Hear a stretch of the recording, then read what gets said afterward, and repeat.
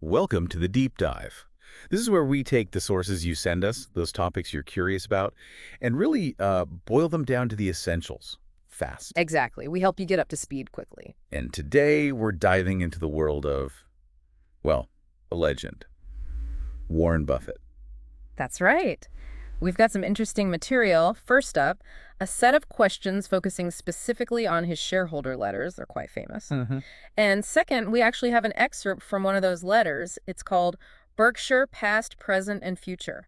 So Buffett's own words reflecting on the company. Okay, so our mission today is pretty clear. We want to figure out what makes Buffett's writing, his communication, so different, so effective. Yeah, and dig into his core business and investment ideas as he lays them out right there in the letter. And also trace some of those key moments in Berkshire Hathaway's history, straight from him. And for you listening, this stuff, it really goes beyond just finance, doesn't it? Absolutely. Whether you're investing, running a business, even just thinking long-term about, well, anything. There are some really powerful takeaways here. You'll find them useful. Okay, let's get into it. Buffett's letters. They have this almost mythical status. What is it? Why do they resonate so much compared to, typical corporate reports, which can be pretty dry? Well, that's just it, isn't it? The contrast. They're not dry. They're written in plain English, remarkably so. Right. He uses humor, tells anecdotes, weaves in his personal philosophy alongside the business stuff. It feels more like a conversation. Yeah, and some of the questions we have actually touch on the simple language, the humor. Exactly. And how open he is, even about mistakes. Which is pretty rare for a CEO openly talking about failures. One question asks specifically about that. And that transparency is huge. It builds incredible trust. Investors feel like he's being straight with them, that he learns from errors. That makes sense. It's a big reason why, as one of our sources notes, people treat these letters almost like, well, investment Bibles. They're looking for those consistent principles, the insights from his success. Okay, so we get why people hang on his every word. Now let's rewind. Berkshire wasn't always this giant conglomerate. It started as a textile company. That's right, a struggling one. The letter excerpt actually takes us back to 1964. Seabury Stanton was CEO. Okay. And there was a tender offer for Berkshire shares at 11.375 cents per share. A tender offer being a public offer to buy shares at a set price. Exactly. Now, here's where it gets really interesting. Buffett, running his investment partnership then, had apparently been told by Stanton to expect $11.50. Yeah. When the formal offer came in just an eighth of a point lower, $11.375, Buffett got annoyed and decided not to sell his shares. And he calls that decision monumentally stupid. That's quite a statement. Why? Why was not selling the mistake? Well, you have to look at the bigger picture. The whole New England textile industry was, frankly, in a death spiral. Right. Even Berkshire's own board minutes from way back in 1954 acknowledged this long-term decline. The earlier merger that formed Berkshire Hathaway, Buffett calls it a suicide pact. It just led to losses, shrinking value. So the writing was on the wall for textiles. Absolutely. And Buffett wasn't initially trying to run a textile mill. He was doing what he called cigar butt investing. Cigar butts, what does that mean exactly? It's like finding a discarded cigar on the street that has one puff left in it. You buy companies that are really cheap, often trading below their working capital, just hoping to get that last bit of value out, maybe through liquidations or share repurchases. So super cheap assets. Right.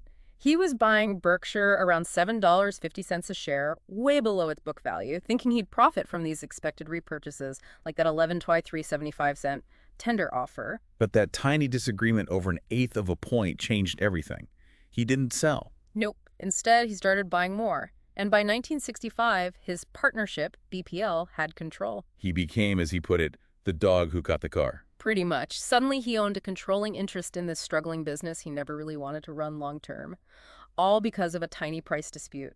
The irony. It's incredible. So now he controls this company. What happens next? Did things get better? Well, it led to other decisions. Some good, some less so, initially. A really significant one was in 1967, buying National Indemnity Company Nenigo, an insurer, for $8.6 million.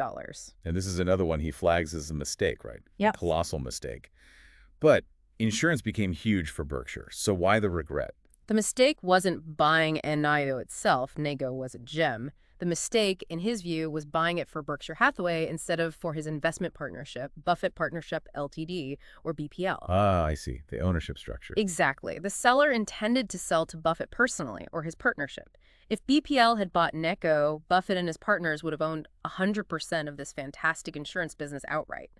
Their growth wouldn't have been anchored to the struggling textile operations. Wow. So that decision had massive long-term implications for who benefited most from Natco's success. Huge implications for capital allocation down the line, a real what-if moment. And the textile troubles continued even after that. He mentions another textile purchase later on. He did. Wambic Mills in 1975 looked like a bargain, apparently. Another failure. Eventually shut down. It just hammered home the lesson.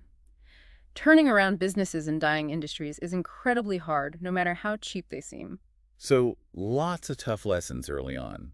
Painful, but valuable, I imagine. This seems like the point where Charlie Munger's influence really starts to show. Absolutely pivotal. Munger is widely credited with pushing Buffett away from just buying those cigar butts fair businesses at wonderful prices based on assets, Read the cheap stuff. towards buying wonderful businesses at fair prices. Yeah. Focusing on quality, management, long-term competitive advantages, those sorts of things. A fundamental shift in philosophy. Totally. Munger had this different perspective, maybe from his architecture background, thinking about building things to last. Buffett said his logic was irrefutable. And the See's Candy purchase in 1972 is often seen as the classic example of this new approach. Even though Buffett initially balked at the price, $25 million. Yeah, he admits he gulped at the price. It was about 3 times its net tangible assets, the hard stuff, like factories and inventory minus debt. But it paid off massively. Yeah, unbelievably. Ceases has generated something like $1.9 billion in pre-tax earnings since then, with very little new capital needed. Wow. It taught Buffett a huge lesson about intangible assets, the power of a great brand, customer loyalty, the ability to raise prices, stuff that doesn't always show up clearly on a balance sheet but creates enormous value. Quality over just cheapness. Okay, but then on the flip side, there's the Dexter Shoe acquisition in 1993. $433 million. That one wasn't a cigar butt, but it still went badly wrong. Right.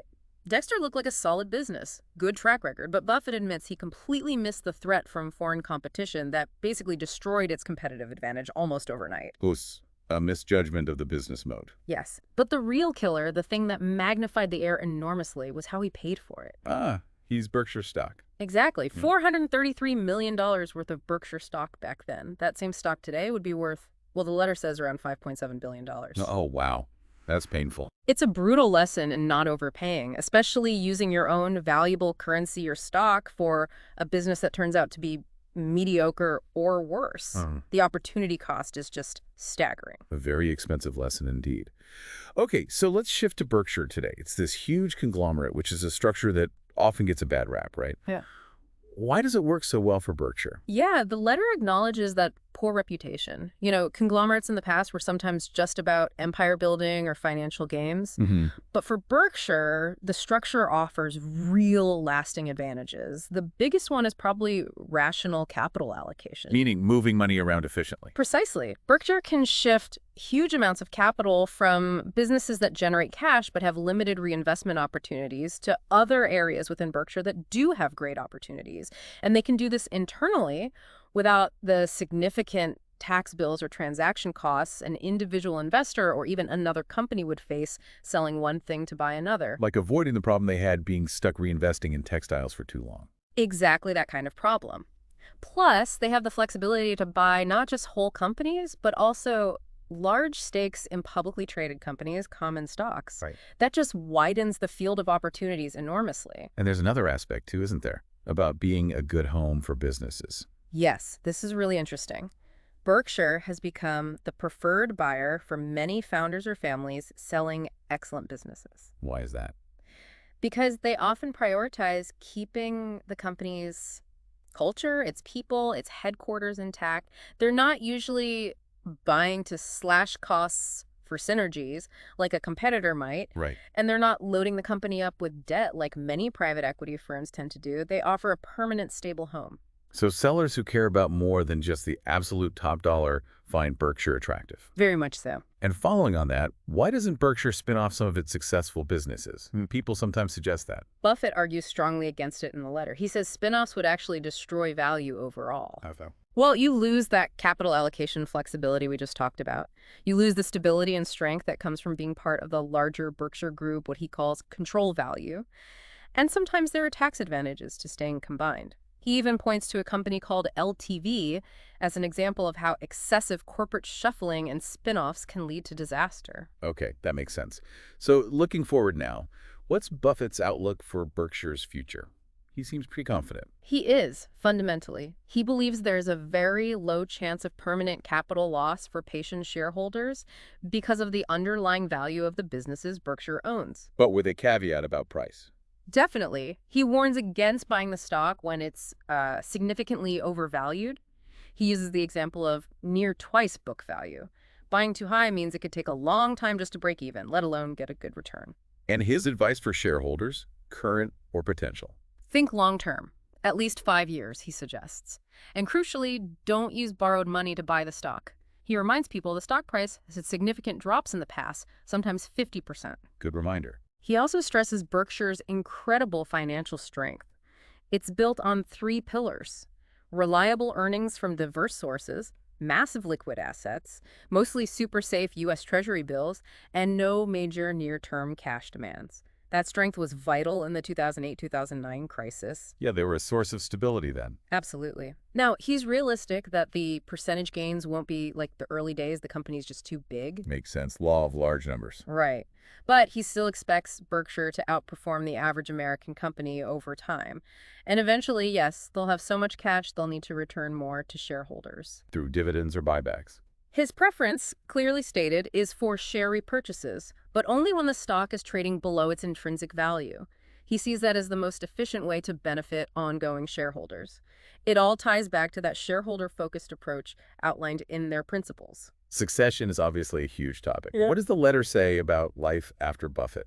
He mentions his son, Howard, being proposed as a non-executive chairman, sort of as a guardian of the culture. But the focus for the next CEO is really on a specific skill set. Capital allocation is number 1. Picking and keeping good managers. Being rational, calm, decisive. Understanding businesses.